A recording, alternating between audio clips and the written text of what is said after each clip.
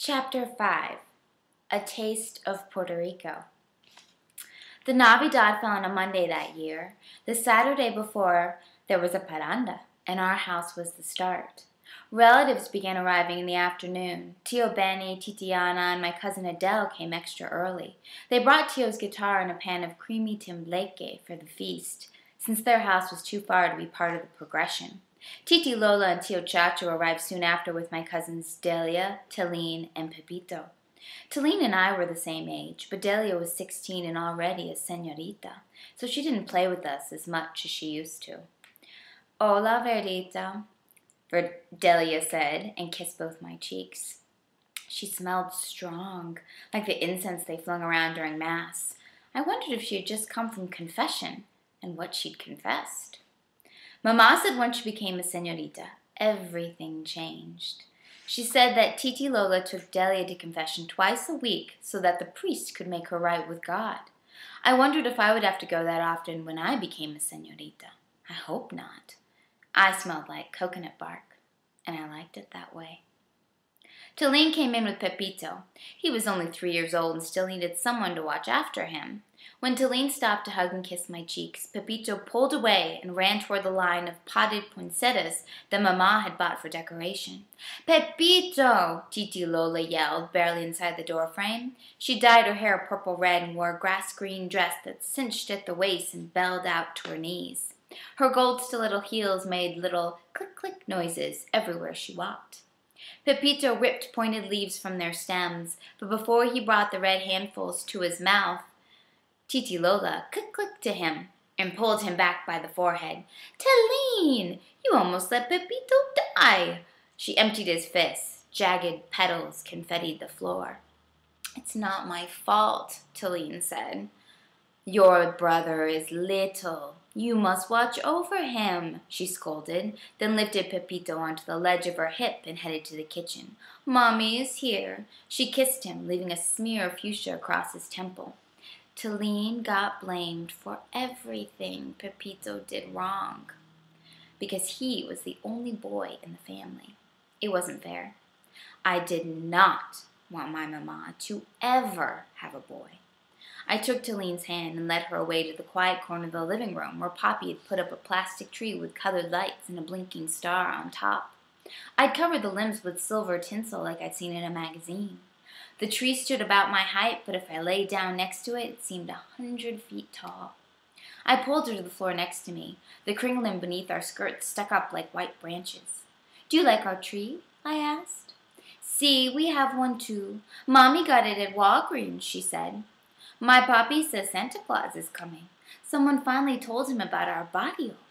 "Santa Claus. Delia says he's an old white man who only visits families on the mainland." She pulled a tinsel strand off a lower limb and wrapped it around her thumb. "No, he's a saint. Santo Nicholas Claus. He comes to everyone in the world. My papi said so. It was in the newspaper." I corrected her. "Don't believe Delia. She's just mad because she has to go to confession. Probably because she doesn't believe in saints." "No, Delia goes to confession because she has a boyfriend." Talene covered her mouth to keep in the laughs, but I didn't. "Ha! A boyfriend?" I knew that some señoritas had boyfriends that made them do crazy things, like scream and throw plates or dance in the rain. I'd seen it all in Mama's telenovas. She watched them in the afternoons while crocheting, pausing every so often from her counting to say, "Ay, bendito," and cluck her tongue. "Shh," Talene warned. Delia stood a few feet away in the kitchen. Talene rolled over on her stomach. From where I lay, the layers haloed her head like an angel. She cupped her mouth and whispered, "Sometimes she goes in the back shed with him. I see them, like when the rooster climbs on the hen. He rubs and kisses her, and she makes noises like this, ooh, ah, see, ooh." I thought of Mama and Poppy on the couch, and the roosters I'd seen pecking hens, pecking each other, the blood of the jibaros bar and the sound of bone against bone. I stopped laughing. Talene rolled around next to me in a fit of giggles. "Not funny," I said, my face hot, my heart pounding. Tilleen cocked her head. Did you hear what I said? See, I pulled away. What's wrong, Verdito? Who cares about Delia and her boyfriend? I got up. My red striped dress was caught in the crinoline. I worked around myself, smoothing the stiff bristles. Tilleen stood and did the same. I'm sorry. Don't be mad. Her eyes were big as eggs. I wasn't mad. I was something else, but I couldn't explain that to her. So instead I kissed her cheek. It's okay. Girls, called Titi Lola. Come help. We went to the kitchen. See this? She held out a large bowl. See those? She pointed to a basket of eggs. Now crack these eggs and put the yolks in the bowl. Just the yolks. And don't get your dresses dirty. She tied a dish towel around my waist and did the same for Tilleen. What are we making? I asked. Ah. She winked and smiled so that her eyes became slits. Coquito. She broke the word in 3 parts. Some for tonight, some for El Dia de los Inocentes y El Dia de Reyes, and the rest for in between.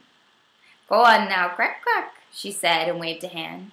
We smashed the shells against the bowl's edge. It was fun to feel them break inside my palm. I ran my fingers over the smooth sides before crushing it into sharp pieces. My hands felt powerful. The troubadours arrived just as Tilleen and I finished the last egg. Our fingers were sore from breaking the shells and scooping out the yellow. We only threw out 3 that bled orange-red sunsets, silent baby chicks. The juice stuck to my palms. At the door, Poppy greeted the men and welcomed in their bongos, guiros, guitars, and maracas. The troubadour songs were better than any other music, Hebrew or American, because they weren't just choruses and chants hummed over and over. They were stories, long and real and full of adventure. Poppy led the musicians through the kitchen back door to the outside tent he'd put up for the parranda. All of my cousins and Tio Benny filed out behind. I wanted to go too, but I couldn't leave Tilleen, and my hands stank raw. Mama mixed the yolks with a wire whisk while Titi Lola added thick, sweet milk from a can, juice squeezed from the coconut flesh, sugar, and rum. On the way out, a young troubadour with maracas nodded hello to Mama and Titi Lola, then shook his batons. Me gusto, coquito, coquito, coquito, ay mi coquito, baby total el dio, he sang and shimmied to the door. Mama and Titi Lola laughed loud and hummed the tune as they mixed, their hips swaying. Taste, Mama said. She poured the creamy mix into a chipped china cup and handed it to Titi Lola. Titi drank and puckered her lips. More rum. They went on mixing and singing. Taste, taste, Mama said again, and she handed Titi the cup. Almost, Titi Lola said, and poured in gulps from the gold-labeled bottle. Can I taste? Tilleen asked. No, not until you are older. This is for the mamas and the papas, Titi explained. But you can dance with me. She took Tilleen by the hands and twirled her around. Me gusto, coquito, coquito, coquito, ay mi coquito. Mama put down her whisk and clapped along, salsaing to the rhythm. Come on, Verdita, she called. I had been mad at Mama for months, but it was the Navidad, and Santa Claus was coming with reindeer, and we were having a parranda with troubadours, and despite myself, I couldn't help but miss her, just a little. So I figured, for that night, I could forgive. I took her hand. Follow me, she said. We danced around the kitchen, stepping back, stepping forward, spinning and moving our hips as we sang until Titi Lola's gold-spiked heel slipped beneath her and she nearly fell. Mama caught her by the arm and they laughed together until tears and spit mixed on their lips. Whatever this coquito was, it seemed to bewitch. Titi took one last taste before deciding it was ready, and Mama put a plate over the bowl. It had to marinate. Mama and Titi Lola walked arm in arm to the parranda tent. More guests arrived, but hearing the music, they followed the sound to the backyard instead of coming through the house. Tilleen and I were alone. Tio Benny's voice, already warm and sweaty with gin, began to sing. Mama and Titi Lola's voices hummed along. I knew they were probably sitting under the tent, listening, singing, and all raising warm glasses. What magic this coquito! Must be for the troubadour to sing of it, for Titi Lo to say the word like a spell. Talene, I gestured with my lips toward the bowl. Taste.